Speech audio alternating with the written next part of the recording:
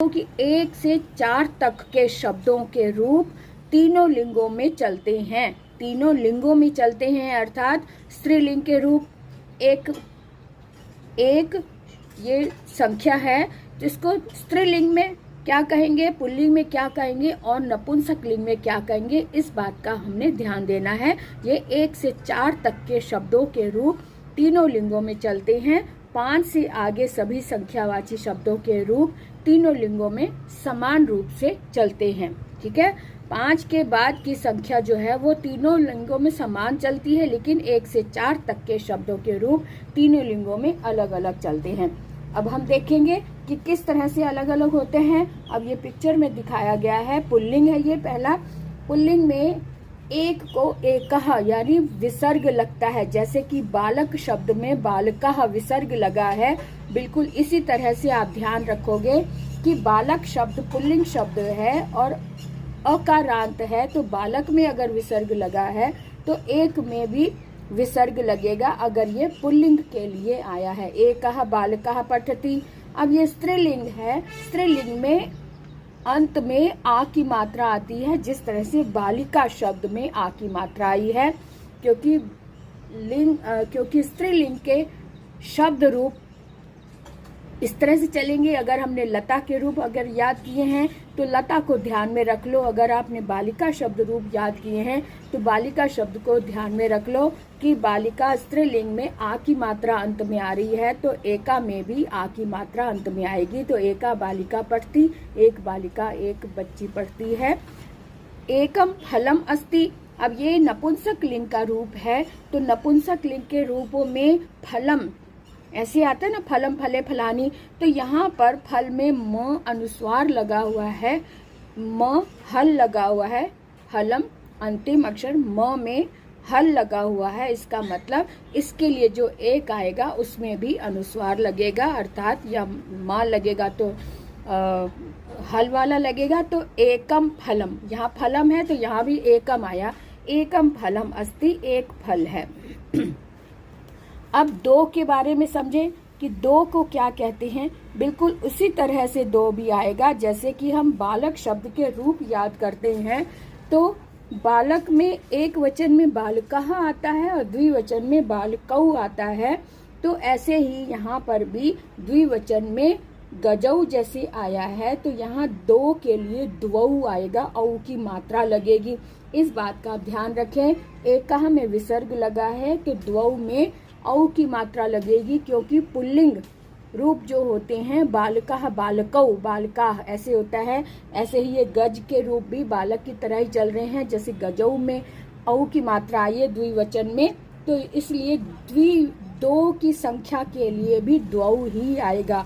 तो द्वौ गजौ गच्छतः।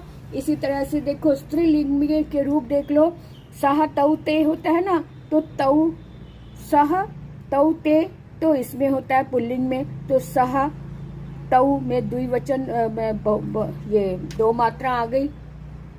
स्त्रीलिंग को आप इस तरह से याद करो, बालिका बालिके बालिकाः आ रहा है, या फिर अगर हम कहें सा ते ताः, सा ते ताः को ध्यान में रख लो, तो सा में आ की मात्रा है और ते में ये द्विवचन में ते आ रहा है, तो यहाँ पर भी द्वे दो संख्या के लिए द्वे आ गया। तो ये ध्यान रखो कि स्त्रीलिंग और पुल्लिंग दोनों में ही दो की संख्या के लिए द्वे इस तरह से आता है, क्योंकि इसमें साते ताः आता है और इसमें फलम फले फलानी इस तरह से आता है। जैसे फलम फले द्विवचन में एक ही मात्रा आती है, इसलिए यहाँ पर भी द्वे यानी एक ही मात्रा आ रही है। तो इस बात को आप इसके साथ जोड़कर याद रख सकते हैं। तो द्वौ बालकौ में द्वौ आता है द्विवचन में, इसलिए द्वौ। स्त्रीलिंग के द्विवचन में ए आता है, इसलिए द्वे। और नपुंसक लिंग में भी दो के लिए द्विवचन में एक ही मात्रा आती है, जैसे फलम फले, तो यहाँ पर भी द्वे आ रहा है। तो द्वे फले स्तः, दो फल हैं। द्वे चटके वृक्षे तिष्ठतः, दो चिड़ियां वृक्ष पर बैठी हैं। द्वौ गजौ गच्छतः, दो हाथी जाते हैं। इस तरह से इनका हम ध्यान रख सकते हैं। अब 3 की गिनती की ओर चलते हैं कि 3 को संस्कृत में क्या कहते हैं। 3 जैसे कि त्रयः में विसर्ग आता है, यानी कि पुल्लिंग में विसर्ग आता है, तो त्रयः विसर्ग को ध्यान में रखते हुए 3 की गिनती को इस तरह से लिखेंगे जिसमें विसर्ग आ रहा है त्रयः, है ना। त्रयः अश्वाः धावन्ति।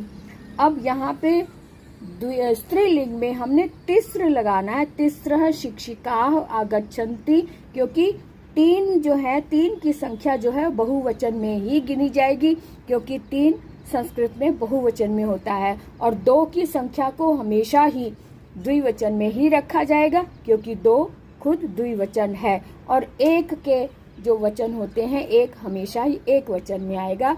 इस बात का भी आपने ध्यान रखना है।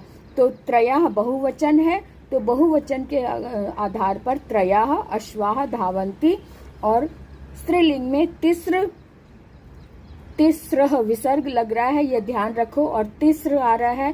तिस्रः शिक्षिकाः आगच्छन्ति, 3 शिक्षिकाएं आती हैं। और नपुंसक लिंग में त्रीणि, यहाँ पे ये इस बात का ध्यान रख सकते हैं, इससे आप याद रख सकते हैं कि नपुंसक लिंग के बहुवचन में हमेशा ही आनी, लास्ट में आनी आता है, यानी नी आता है। तो नी को ध्यान में रखो कि यहाँ नपुंसक लिंग के 3 में त्रीणि आएगा, क्योंकि ये भी बहुवचन का रूप है, और बहुवचन के शब्द रूप में लास्ट में नी आता है। तो यहाँ पे इसको ध्यान में रखते हुए आप याद कर रख सकते हैं कि त्रीणि फलानि सन्ति, 3 फल हैं, 3 शिक्षिकाएं आती हैं, 3 घोड़े दौड़ते हैं। इस तरह से इनका हम ध्यान रखेंगे। तो 4 को आप देख सकते हैं कि जैसे एक वचन, जैसे कि पुल्लिंग में विसर्ग होता है, तो चत्वारः बालकाः खेलन्ति, 4 बालक खेलते हैं।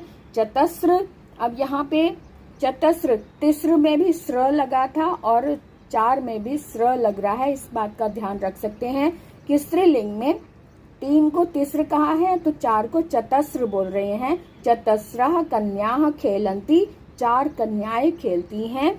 और कापाटिकायां चत्वारि पुस्तकानि सन्ति। अब कापाटिकायां मतलब कि एक जो रैक है, इसको बोला गया है कापाटिकायां चत्वारि पुस्तकानि सन्ति। ये जो रैक है इसमें 4 पुस्तकें रखी हैं, ठीक है। इस तरह से ये इसका रूप हो गया चत्वारि। आपको बताया था कि नपुंसक लिंग के बहुवचन में लास्ट में ई की मात्रा आती है, पुस्तकानी यहाँ पे है, तो यहाँ पर भी चत्वारि। इस तरह से इसको आप ध्यान रख सकते हैं। नपुंसक लिंग के 4 में भी ई की मात्रा लास्ट में आएगा, और 3 में भी त्रीणि ई की मात्रा लास्ट में आएगी। अब हम देखते हैं कि 5 संख्या से सब 1 से चलेंगे, इसमें कोई भी चेंज नहीं होगा। तो कैसे? पंच वृक्षाः सन्ति, 5 वृक्ष हैं। पंच कन्याः क्रीडन्ति, यहाँ भी 5 आया, पंच आया, पंच आया, सेम आया ना। तो 5 कन्याएं खेलती हैं। पंच क्रीडकानि सन्ति, 5 खिलौने हैं, है ना, क्रीडकानि खिलौने हैं। तो तीनों में ही पुल्लिंग, स्त्रीलिंग और नपुंसक लिंग, तीनों में ही 5 संख्या 1 सी आई है, इसमें कोई अंतर नहीं है। बस यही ध्यान रखना है, 4 तक की संख्या में तीनों लिंगों में अलग अलग रूप इसके याद करने होते हैं, और 5 से लेकर आगे की सारी संख्याएं सेम होती हैं, तीनों लिंगों में सेम चलती हैं।